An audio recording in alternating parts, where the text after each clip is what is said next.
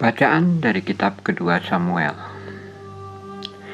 Sekali peristiwa, Raja Daud berkata kepada Yoab dan para panglima tentara yang bersama-sama dengan dia. Katanya, "Jelajahilah segenap suku Israel dari dan sampai Berseba. Adakanlah pendaftaran di antara rakyat, supaya aku tahu jumlah mereka." Lalu Yoab memberitakan kepada raja hasil pendaftaran rakyat. Tetapi berdebar-debarlah hati Daud. Setelah ia menghitung rakyat, maka berkatalah Daud kepada Tuhan, "Aku telah sangat berdosa karena melakukan hal ini. Maka sekarang Tuhan, jauhkanlah kiranya kesalahan hamba-Mu ini. Sebab perbuatanku itu sangat bodoh." Setelah Daud bangun pada waktu pagi, datanglah sabda Tuhan kepada Nabi Gad, melihat Daud demikian. "Pergilah, katakanlah kepada Daud, beginilah sabda Tuhan. 3 perkara kuhadapkan kepadamu. Pilihlah salah satu daripadanya, maka aku akan menimpakannya kepadamu." Kemudian datanglah Gad kepada Daud, memberitahukan kepadanya dengan berkata, "Pilihlah dari ketiga bencana ini. Akan terjadi 3 tahun kelaparan di negerimu, atau engkau melarikan diri 3 bulan lamanya dari lawanmu, sementara mereka itu mengejar engkau, atau akan terjadi 3 hari penyakit sampar di negerimu. Sekarang pikirkanlah dan pertimbangkanlah. Jawab apa yang harus kau sampaikan kepadaku dan yang harus kusampaikan kepada yang mengutus aku." Lalu berkatalah Daud kepada Gad, "Sangat susah hatiku. Biarlah kiranya kita jatuh ke dalam tangan Tuhan, sebab besar kasih sayangnya. Tetapi janganlah aku jatuh ke dalam tangan manusia." Jadi Tuhan mendatangkan penyakit sampar kepada orang Israel dari pagi sampai waktu yang ditetapkan. Maka matilah dari antara bangsa itu, dari Dan sampai Berseba, 70.000 orang.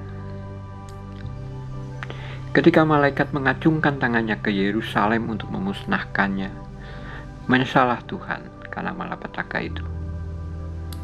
Lalu ia bersabda kepada malaikat yang mendatangkan kemusnahan kepada bangsa itu, "Cukup, turunkanlah sekarang tanganmu itu." Waktu itu malaikat Tuhan itu ada dekat tempat pengirikan Arauna, orang Yebus. Dan ketika melihat malaikat yang tengah memusnahkan bangsa itu, berkatalah Daud kepada Tuhan, "Sungguh aku telah berdosa dan telah membuat kesalahan. Tetapi domba-domba ini, apakah yang dilakukan mereka? Biarlah kiranya tanganmu menimpa aku dan kaum keluargaku."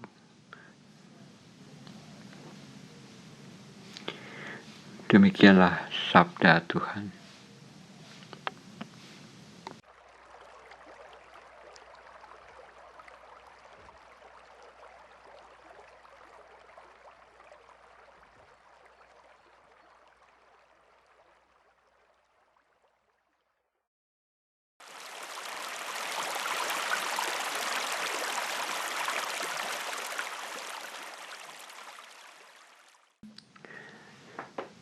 Inilah Injil suci menurut Markus.